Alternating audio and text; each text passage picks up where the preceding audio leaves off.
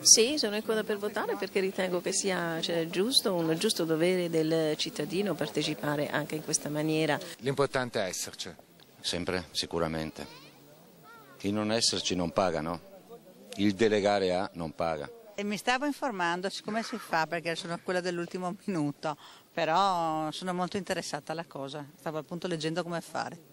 Le lancette scorrono, i giochi sono quasi fatti, ma le iscrizioni continuano ad essere registrate con costanza. Solo in una mattinata a Mestre, in piazza Ferretto, 500 firme registrate. Ci si avvia a sfondare in giornata il muro delle 10.000 preiscrizioni, ma molte tenderanno il voto vero e proprio. Nel veneziano si punta a superare i 40.000 votanti.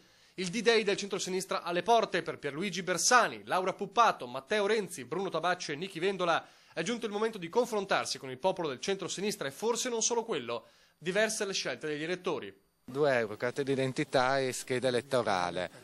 Pronto? Dunque io voto sicuramente per Renzi perché è innovatore, spero tanto che vinca. Vendola sì. No, non glielo dico, ma sicuramente non Renzi.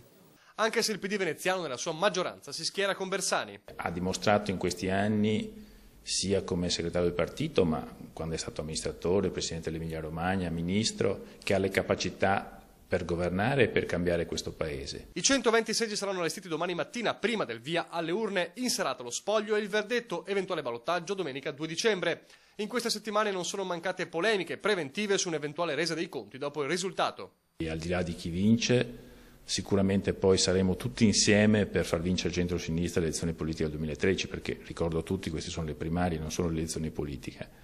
Per il centro-sinistra occasione forse unica di conquistare Palazzo Chigi, visto il caos nel PDL, l'appello rimane fino all'ultimo momento. È una grande occasione di democrazia di poter contare, di poter esprimere la propria opinione attraverso il voto.